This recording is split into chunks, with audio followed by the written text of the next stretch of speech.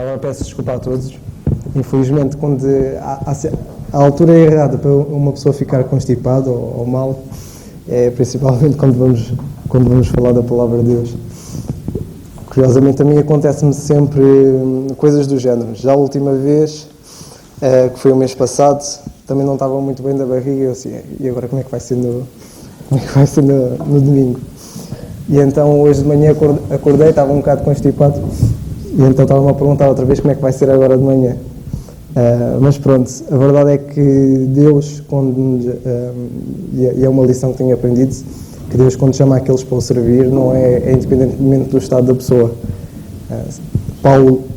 O apóstolo Paulo, que estava mal da vista, que tinha problemas de saúde, Timóteo também, que ele falava a Timóteo, bebe um pouco de vinho para as tuas constantes enfermidades, e a verdade é que, independentemente das enfermidades que Timóteo e Paulo tivessem, e outros servos de Deus tivessem, a verdade é que continuavam a servir na mesma.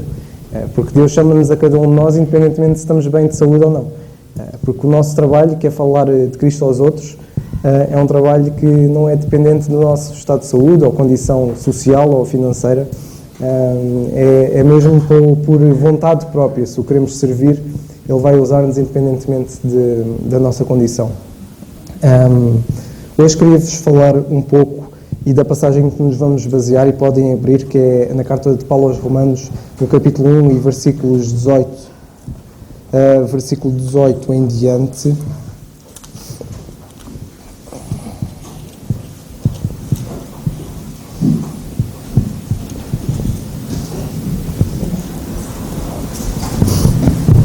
Pronto. Carta de Paulo aos Romanos, capítulo 1, versículo 18 em diante. Podemos ler, antes de começar. Diz assim a palavra de Deus. Versículo 18. Porque do céu se manifesta a ira de Deus sobre toda a impiedade e injustiça dos homens que detêm a verdade em injustiça. Porquanto o que de Deus se pode conhecer, neles se manifesta, porque Deus lhe o manifestou. Porque as suas coisas invisíveis desde a criação do mundo, tanto o seu eterno poder como a sua divindade, se entendem e claramente se veem pelas coisas que estão criadas para que eles fiquem inexcusáveis.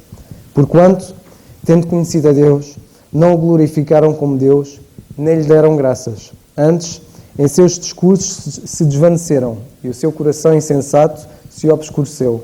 Dizendo-se sábio, tornaram-se loucos. E mudaram a glória do Deus incorruptível em semelhança da imagem de homem corruptível, e de aves e de quadrúpedes, e de répteis. Por isso também Deus os entregou às concupiscências dos seus corações, à imundícia, para desonrarem os seus corpos entre si. Pois estes mudaram a verdade de Deus em mentira e a honraram e serviram mais a criatura do que o Criador, que é bendito eternamente. Amém. Por isso Deus os abandonou às paixões infames, porque até as suas mulheres mudaram o uso natural, no contrário à natureza. E semelhantemente também os homens, deixando o uso natural da mulher, se inflamaram em sua sensualidade, uns para com os outros, homens com homens, cometendo torpeza e recebendo em si mesmos a recompensa que convinha ao seu erro. E, como eles não se importaram de ter conhecimento de Deus, assim Deus os entregou a um sentimento perverso, para fazerem coisas que não convêm, estando cheios de toda a iniquidade, fornicação, malícia, avareza, maldade, cheios de inveja, homicídio, contenda, engano, malignidade, sendo murmuradores, difamadores, aborrecedores de Deus, injuriadores, soberbos, presunçosos, inventores de males, desobedientes aos pais e às mães, nécios, infiéis, dos contrários sem afeição natural, irreconciliáveis, sem misericórdia, os quais, conhecendo o juízo de Deus, que são dignos de morte os que tais coisas praticam, não somente as fazem, mas também agradam aos que as fazem. Até aqui a palavra de Deus. No dia 30 de junho de 1860, na Associação Britânica para o Congresso da Ciência, que foi realizado no Museu de História de Oxford, houve um debate entre um homem chamado Huxley, que na altura era conhecido como o Bulldog de Darwin, e o bispo Samuel Wilberforce, que era um botânico. Ele era conhecido como o Sam Ensamboado. Foi ocasionado pela palestra feita por um outro homem chamado John Darper, sobre a teoria da evolução de Darwin. Foi uma obra, que é a obra A Origem das Espécies, que tinha sido publicada no ano anterior, no final do ano anterior, em 1859. Este encontro e este debate é um debate que é bastante conhecido, se procurarem um pouco na internet sobre o assunto, e é muitas vezes retratado e hoje em dia é muitas vezes usado como um debate e um choque entre a chamada ciência e a religião, a ocasião em que um competente cientista, neste caso muitos acham que era Huxley, que obteve uma vitória convincente sobre o ignorante eclesiástico, que era o Samuel Wilberforce, que era um bispo anglicano. Todavia, os historiadores da ciência têm demonstrado que este relato também está muito longe da verdade, porque, na verdade, o que aconteceu não foi um debate entre ciência e religião, nem foi um debate em que quem ganhou foi o Huxley. Neste caso, um historiador, que é o Michael Poole, ele descreve que nesta luta o conceito de natureza, descrita pelo Huxley, era reificado e escrito com um N maiúsculo. Ou seja, até aquela altura, a natureza, que simplesmente significava em bruto o surgimento de alguma coisa, ou poderia ser usado para identificar qualidades inerentes a qualquer coisa. Por exemplo, podemos dizer que a natureza deste microfone é captar a minha voz, ou seja, que a qualidade disto é obter qualquer coisa, ou captar qualquer coisa. Neste debate, esta palavra natureza foi reificada, o seu significado foi alterado, e que até à altura era escrito com N minúsculo, foi começado a ser escrito com N maiúsculo. E Huxley referiu-se à natureza como a Senhora Natureza, como ele a chamava, e a chamou durante todo esse debate. Estes atributos, que até então eram conferidos só a Deus, taticamente foram copiadas para esta palavra, para a natureza. A excentricidade lógica de acreditar à natureza todas as coisas físicas existentes, como o planeamento e a criação de todas as coisas físicas existentes, passou despercebida. Ou seja, tudo o que era atribuído, que até aquele momento era atribuído à criação como sendo o planeamento, a projeção e a criação e ser uma obra de Deus, até então foi reificada e foi dirigida para a própria criação em si. A Senhora Natureza, como se fosse uma antiga deusa da fertilidade, estabelecera a sua residência, envolvendo com os seus braços maternais o naturalismo científico vitoriano. Assim, o conflito mítico recebeu e ainda hoje recebe a espalhafatosa promoção, sendo vergonhosamente usado como arma numa outra batalha, e que neste caso a batalha real é uma que se trava entre o naturalismo e o teísmo. Notem que a partir desta altura e até hoje, quando as pessoas falam da natureza, muitos falam das forças da natureza. Quando falamos do vulcão, não se pode brincar com a natureza. Hoje, quando se fala muito do debate e do aquecimento global, acabamos sempre por dizer que a natureza vai se virar contra nós, que nós não temos mais poder que a natureza. Notem que a partir deste momento e até hoje, ainda hoje a natureza é usada como se fosse um Deus. Aquilo que é a criação, como vemos na palavra de Deus, que aquilo que é a criação foi adorado, se não me engano, no versículo 23, e mudaram a glória de Deus incorruptível em semelhança da imagem de homem incorruptível, de aves, de quadrúpedes e de répteis. Notem que até aqui tudo isto foi mudado e hoje continua a ser usada a natureza, a ser usada e chamada como se fosse Deus. Isto mostra-nos uma coisa muito... pelo menos para mim, eu vejo claro uma coisa, é que hoje em dia, muitos dos que se dizem ateus, é interessante que dizem-se ateus, mas de facto começam a deificar a natureza na mesma. Podem negar a Deus, mas no entanto, se nós procurarmos e questionarmos acerca de como é que tudo isto apareceu e começarmos a reparar no discurso das pessoas no dia-a-dia, vamos reparar que as pessoas destacam muito a natureza, que não podemos brincar com a natureza. Se o homem quer brincar com o planeta, se o homem quiser desafiar as forças da natureza, mais uma vez, vemos que depois vamos ter o feedback negativo, que depois a natureza vai sempre sobrepor-se ao homem. Isto mostra-nos que, de facto, hoje em dia não existem ateus. Por muito que uma pessoa diga que é ateia, que não crê em Deus, quer queira, quer não, essa pessoa foi criada, e vemos que na palavra de Deus criou-nos com um sentido da existência de Deus, porque nós queiramos, quer não, quer o homem, quer não, vai sempre acreditar num Deus. Seja um Deus feito à sua imagem e semelhança, seja naquele que criou os céus e a terra e se manifestou na pessoa do Senhor Jesus Cristo. Num artigo que nós temos no site da Igreja, que foi lançado no dia 14 de julho do ano passado, há um artigo que começa assim e que diz que no dito popular que visa desmerecer os créditos dos incrédulos contemporâneos, diz-se que Deus não acredita nos ateus. E isto é verdade. Se nós repararmos, e podemos abrir a palavra de Deus no livro de Isaías, e no capítulo 45, isto mostra-nos uma coisa, este capítulo. Com base no que lemos em Romanos, na carta de Paulo aos Romanos, com base neste versículo, vamos conseguir perceber uma coisa. Diz assim, livro de Isaías, capítulo 45, e versículo 5, Eu sou o Senhor e não há outro. Notem o que ele diz a seguir, fora de mim não há Deus. Eu te cingirei ainda que tu não me conheças. Referi novamente, eu sou o Senhor, não há outro. Fora de mim não há Deus. Notem que o próprio Deus diz que fora de mim não há Deus, não há mais ninguém. Podem procurar. Nós podemos procurar. E o homem hoje, e os que se dizem ateus e que negam que Deus e que se manifestou na pessoa do Senhor Jesus Cristo e criou tudo isto, eles continuam à procura.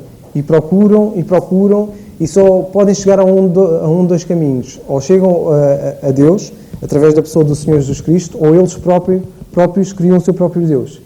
Que é o que acontece muitas vezes hoje. Porque, quer queiramos, quer não, só existe um verdadeiro ateu, que é o próprio Deus.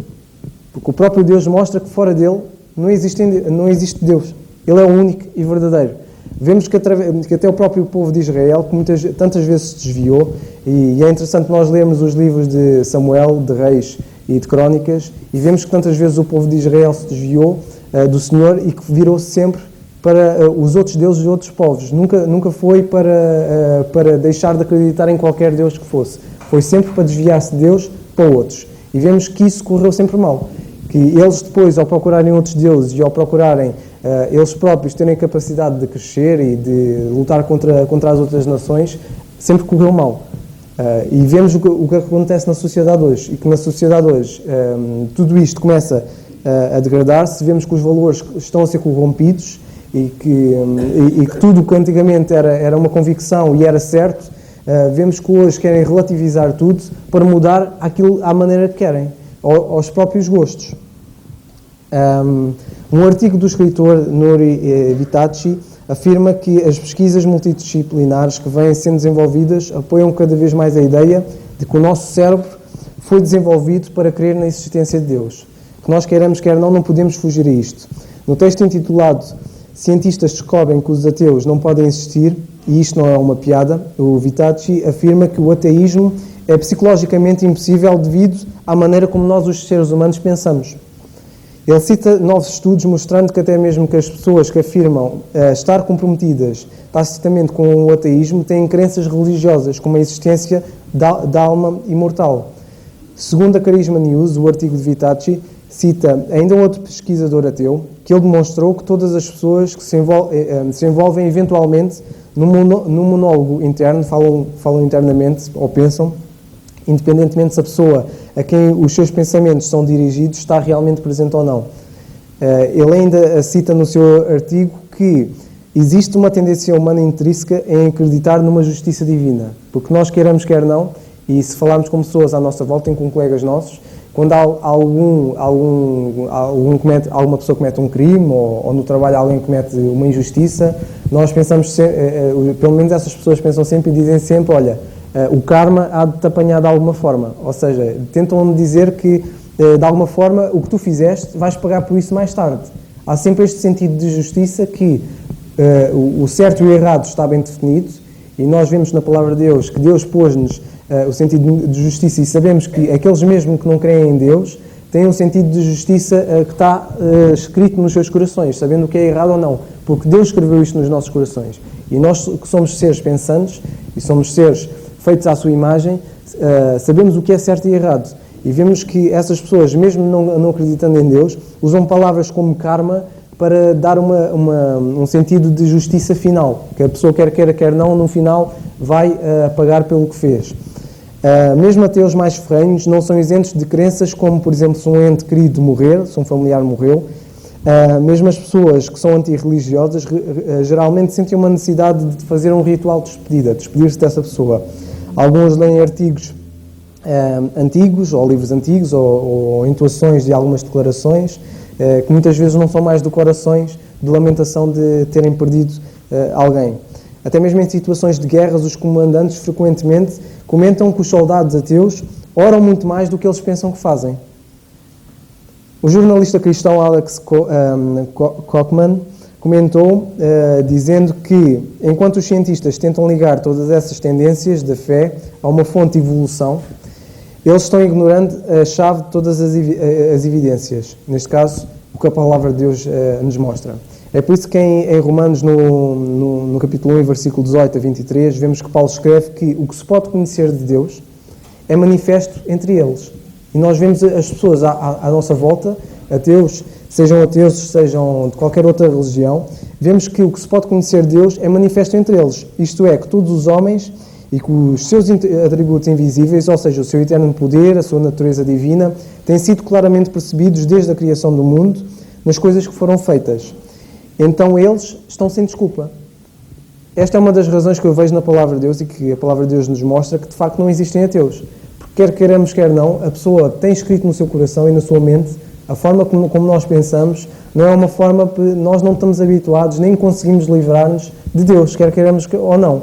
Ou nós aceitamos e percebemos, através da Palavra de Deus, o que Deus fez por nós na pessoa do Senhor Jesus Cristo e porque é que Jesus Cristo é único e é o verdadeiro Deus e outros não, ou vamos chegar ao outro lado, que é o homem começa a imaginar Deus, seja ele próprio a deificar-se, seja ele a criar um Deus à sua imagem, seja a deificar a natureza, quer queiramos, quer não, o homem precisa de Deus. E é por isso que nós vemos o caso do paganismo. E vemos pessoas pagãs e podemos ir a países da Ásia e tudo mais, em que os hinduístas, basicamente a cultura dos hinduístas, e se conhecerem um pouco e estudarem um pouco acerca do tema, é interessante que os hinduístas, eles dizem que há milhares ou milhões de deuses hinduístas, porque basicamente o que acontece é que o próprio povo cria um Deus à sua imagem, e eles estão habituados a eles próprios adorarem o seu próprio Deus, o Deus que eles imaginam. E vemos mesmo na Palavra de Deus que, de facto, o homem está sem desculpa, porque nós vemos através daquilo, de toda a criação, que Deus existe e que nós precisamos de Deus. A implicação, portanto, é que o homem, por natureza, pressupõe a existência do seu Criador até ele se convencer a si mesmo do contrário. Agora, a questão que se coloca e que nós muitas vezes nos colocamos é que porque é que o homem se desvia de Deus? Porque é que nós mesmos, falando da Palavra de Deus, as pessoas mesmo assim não querem ouvir? É interessante também, e ontem estava a ler acerca de uma frase, já não me recordo onde, foi num artigo que estava, penso que tinha sido no site da IQC, em que diz que normalmente se nós dissermos a alguém que estamos a procurar a verdade, toda a gente nos louva. Dizem que estás a fazer uma coisa boa, deves procurar a verdade. Mas se eu chegar ao pé dessas mesmas pessoas e disser que eu encontrei a verdade e que a verdade é o que a Bíblia diz, aí toda a gente aponta-nos o dedo, diz que somos hipócritas, arrogantes, tu és do mais arrogante que pode haver, porque a verdade não se pode conhecer. Notem que louvam-nos por nós procurarmos a verdade, mas se encontrarmos, apontam-nos o dedo. Não, tu não encontraste, és um hipócrita e és arrogante. Isto mostra-nos algo interessante que nós vemos num artigo também do Paul Washer, que é que o homem natural é naturalmente decaído por causa do nosso pecado e está moralmente corrompido e está empenhado em ele próprio ter autonomia e em governar-se a si mesmo. É por esta razão que o homem não se vira para o Senhor Jesus Cristo e se rende e percebe porque é que está separado dele e porque é que precisa de Cristo. Ele odeia Deus porque Deus é justo e ele odeia as leis de Deus porque estas censuram e restringem a sua malignidade. Ele odeia a verdade porque esta expõe quem ele é e aflige-o do que lhe restou de consciência. Por conseguinte, o homem decaído procura empurrar a verdade, especialmente a verdade sobre Deus, para o mais longe possível dele, a fim de eliminá-la. Ele irá a qualquer extremo para suprir essa verdade, até mesmo ao ponto de pretender que a verdade seja algo que não existe, ou se a verdade existe, não pode ser conhecida, ou não tem relevância alguma nas nossas vidas, não tem qualquer impacto nas nossas vidas e não pode mudar. Notem que o Evangelho nunca apresenta um Deus escondido do homem, mas sim apresenta um homem que se esconde de Deus. Notem que quando nós lemos no livro de Gênesis, no capítulo 3, e que vemos que Deus passeava lá, e podemos abrir,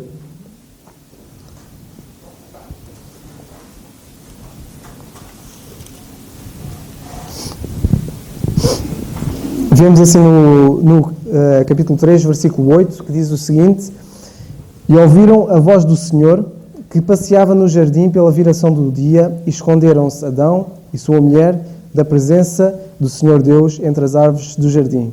Notem que Deus, quando eles pecaram, notem que Deus, o que depois estava lá perto. Ele já sabia o que é que tinha acontecido, ele estava lá perto, e mesmo assim, eles depois, quando pecaram, eles se esconderam. E vemos que Deus, quando chegou ao jardim, estava a chamá-los. Ouviram a voz do Senhor. E vemos que o Senhor, no versículo 9, e chamou o Senhor Deus a Adão e disse-lhe: Onde é que tu estás? Nós vemos na palavra de Deus que, de facto, o homem precisa de Deus, mas quem foge é o próprio homem, não é Deus que anda fugido, que anda escondido, é o próprio homem que anda escondido. E nós percebemos porque é que Adão estava escondido, porque Adão tinha pecado. E vemos que a partir deste momento começou a criar a ser uma barreira. Além da barreira do pecado, o próprio homem estava a esconder-se atrás dessa barreira. Que é o que acontece hoje. Nós queiramos, quer não, o homem anda escondido de Deus, e muitos dizem, e há muitos que até acreditam que Deus existe, mas não acreditam que Ele se manifeste. A verdade é que Deus não se pode manifestar na sua glória em tudo, porque existe esta barreira. Existe esta barreira chamada pecado, que nos separa de Deus, e que nós, muitas vezes, o homem usa essa barreira para se esconder de Deus, para fugir dele. Mas ainda assim, Deus continua a chamar. E vemos que hoje essa barreira foi separada, que essa barreira foi destruída através da pessoa do Senhor Jesus Cristo, que, não tendo qualquer pecado, vemos na palavra de Deus que Ele se fez pecado por nós, para que nós hoje pudéssemos ir a Deus livremente. Porque Deus não está escondido, quem está escondido somos nós.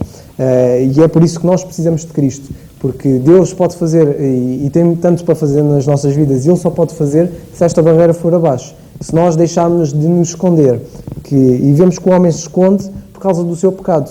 O seu pecado, ainda assim, além desta barreira, ele esconde-se e não procura Deus. Apesar de Deus estar à procura, porque nós lemos que Deus passeava no jardim, chamava-o, procurava por ele, e só depois, mais tarde, é que vemos que depois dizer Adão, no versículo 10, que ouvi a tua voz soar no jardim e tive medo, temi, porque estava nu e escondi-me. Notem que nesta passagem, e este retrato de Adão é um retrato que se aplica a nós hoje. Nós hoje, o homem quer queira, quer não, naturalmente esconde-se do próprio Deus. Procura um Deus à sua imagem, um Deus que não o julgue por causa do seu pecado.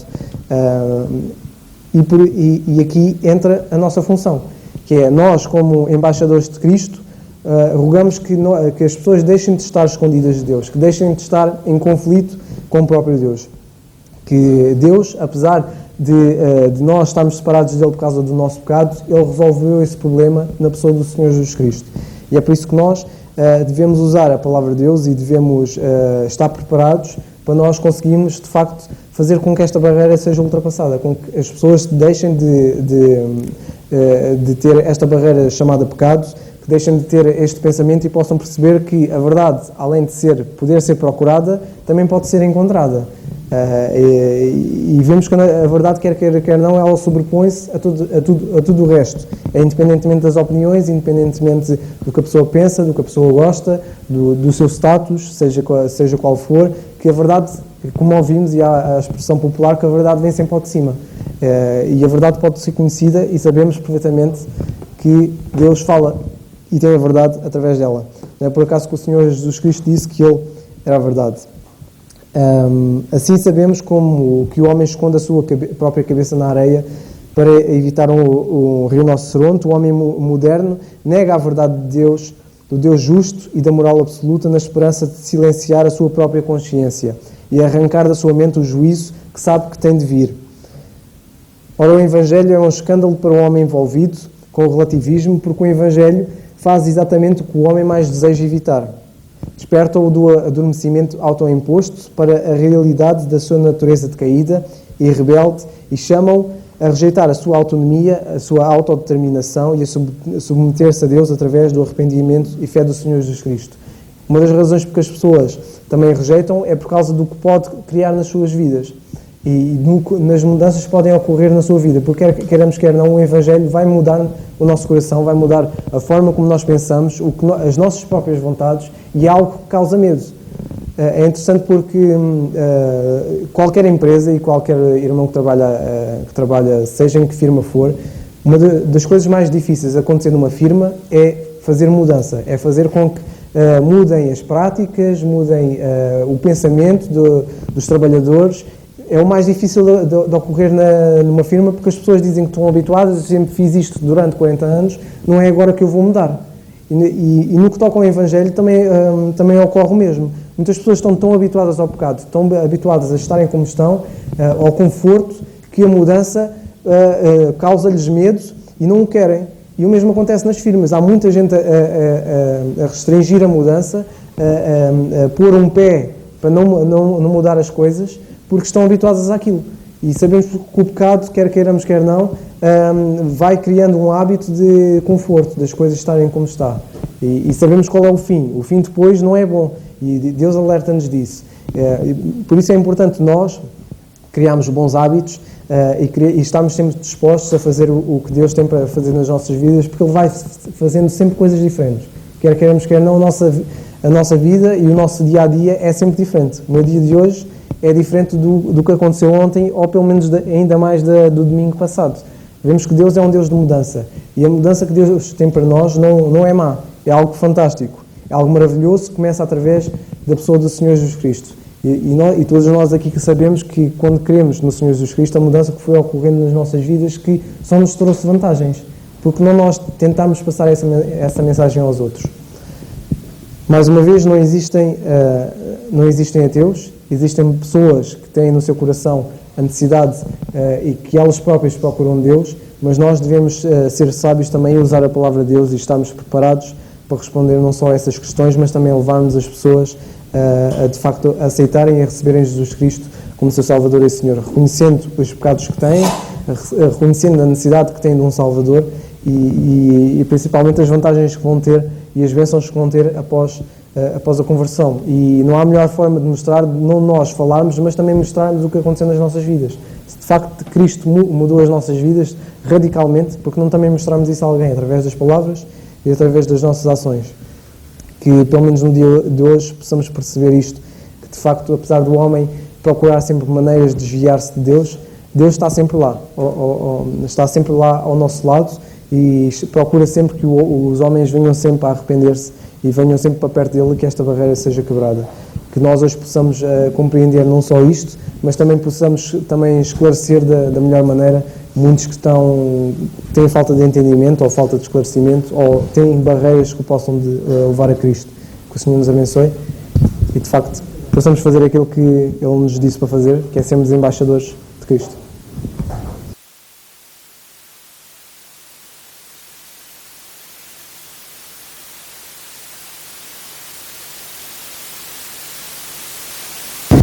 Eu dou graças a Deus por aquilo que ouvimos esta manhã. É sempre bom nós orarmos pelos filhos de Deus que expõem a palavra e o resultado é este. E eu dou graças a Deus por aquilo que ouvimos.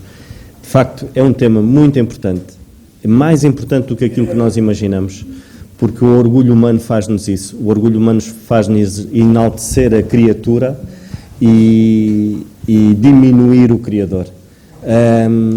E nós temos de ter cuidado com aquilo que dizemos, irmãos, porque muitas das vezes o que preferimos da nossa boca é diabólico. E eu digo isto porque quando o Dário e ouvíamos a mensagem que foi muito boa, que o Senhor nos ajuda a perceber na íntegra todos os pormenores e de como Deus se entristece quando nós dizemos que cada vez que conhecemos mais o homem, mais amamos os animais. Cuidado com isto, porque vamos estar a fazer precisamente aquilo que Romanos, no capítulo 1 e no versículo 25, diz, que honram mais a criatura e servem a criatura do que o próprio Criador. O facto de nós dizermos que amamos mais um animal do que uma pessoa, nós estamos a honrá-lo mais, porque o segundo mandamento que o Senhor requer da nossa parte é que amemos o nosso próximo mais do que como nos amamos a nós próprios. O primeiro é amarmos o nosso Deus, todo o nosso coração, entendimento e toda a nossa alma. O segundo é este. Então nós estamos a preferir pela nossa boca dizermos que cada vez conhecemos mais o homem, mais amamos os animais. Irmãos, cuidado com aquilo que nós dizemos. E esta mensagem esta manhã foi precisamente para alertar-nos do orgulho humano. Porque o orgulho humano é isto. É fácil amar é fácil dizermos isso. Porquê? Porque o animal não nos diz, olha, tu és egoísta, tu és mentiroso, tu és hipócrita. Eu nunca vi nenhum cão dizer isto, nem nenhum gato. Então é fácil, não é? É mais simples. Porquê? Porque é fácil a gente dar uma palmada ao cão, depois o cão vem-nos lamber a mão. Então isto é simples dizer isso. Mas cuidado, irmãos, porque o Senhor utiliza cada filho dele, utiliza os nossos próprios filhos, os nossos irmãos, e a palavra de Deus diz que nós devemos nos admoestar uns aos outros. E admoestar uns aos outros é isso, é nós falarmos com amor, claro que com amor, acima de tudo, mas nós alertamos-nos para aquilo que são as nossas falhas. Que o Senhor nos ajude e que esta manhã possamos ter estado atentos àquilo que o Senhor nos disse, porque o orgulho humano é tremendo. E não há, como ouvimos, está ali sempre aquele espaçozinho que foi reservado para nós adorarmos o nosso Deus. E nós ocupamos com outras coisas. Fazemos das árvores um Deus, fazemos dos animais. Ainda esta semana eu vi um programa de animais e não é que amamos mais os animais, como é óbvio, mas eu gosto de ver os programas de animais e havia na Índia, lá num local em que eles faziam do leopardo um Deus. Adoravam os leopardos. O que é certo é que os leopardos começaram a comer as pessoas. Epá, então, será que não é pensarmos um bocadinho como é que é possível isto? Como é que é possível eu amar um animal ou fazer de um animal um Deus? Que o Senhor nos ajude, irmãos, porque muitas das vezes não fazemos dos leopardos deuses, mas fazemos de coisas ou de algo, ou mesmo de pessoas, e tudo aquilo que nós pomos no lugar de Deus, estamos a idolatrar. E cuidado com isso, irmãos, que o Senhor nos ajude e possamos ter estado atentos a cada pormenor daquilo que ouvimos. Foi muita informação, mas que o Senhor nos ajude e possamos entender, de facto, qual é a vontade do Senhor. É que, de facto, que o amemos a Ele e amemos os irmãos mais do que a nós próprios, ou da mesma maneira. Que o Senhor nos ajude. Vamos ficar de pé, irmãos, e vamos terminar com a oração. Senhor, nosso bendito e amado Pai, nós graças te damos, Senhor, porque, de facto, tu nos falaste esta manhã e falaste do orgulho humano, Senhor. O orgulho humano chega ao ponto, Senhor, de adorarmos e servirmos mais à criatura, Senhor, do que propriamente a Ti, Senhor. E, de facto, isso é lastimável, Senhor. Que nos ajudes e que possamos examinar-nos a nós próprios. Porque muitas das vezes estamos tão focados naquilo que é o problema dos outros e deixamos de nos examinar a nós próprios e examinar o nosso coração. E como o salmista dizia, Senhor, que de facto Tu possas sondar os nossos corações de tal maneira que não pequemos contra Ti, Senhor. E esse é o nosso foco, é alinharmos a nossa vida com a Tua palavra, Senhor. De Te adorarmos, de Te amarmos mais a Ti do que qualquer outra coisa. E certamente tudo irá se encaixar no sítio certo. Vivemos dias difíceis, Senhor. Vivemos dias em que no nosso governo, Senhor, se levantam pessoas a defender mais os bichos do que as pessoas, do que de facto os valores, Senhor, os princípios que Tu estabeleceste para os homens, Pai. Que Tu nos ajudes e nos dês sabedoria, Pai, de orarmos pelos nossos governantes, de orarmos, Senhor, para que de facto falarmos contigo, para que tenhamos uma vida sossegada, Senhor, em que os Teus valores e os Teus princípios não possam ser postos de lado, Senhor. Vivemos numa sociedade contaminada pelo pecado, como ainda agora ouvíamos, Senhor, onde o homem se esconde, e desde o início foi assim, com Adão foi assim, ele escondeu-se quando pecou, Senhor, e nós muitas das vezes é isso que fazemos. vivemos uma vida de pecado e isso vai nos afastando de Ti. Não é que Tu te afastes, Senhor, porque Tu nunca te queres afastar de nós, mas nós, pela nossa natureza pecaminosa, Senhor, nos vamos afastando aos poucos, ao ponto de deixarmos a luzinha muito pequenina, a luz do Espírito Santo que habita em nós, Pai. E como Tu dizes na Tua palavra, que não possamos entristecer o Espírito que habita em nós, Pai. Mais uma vez te agradecemos por aquilo que ouvimos, Senhor, e que esta manhã possamos ir para as nossas casas e com os nossos familiares e com quem nós estamos ao lado, falemos acerca desta mensagem desta manhã. Possamos tirar lições preciosas. Que, Senhor, Tu nos ajudes e nos guardes e cuides do Teu Filho amado e o protejas também, Senhor.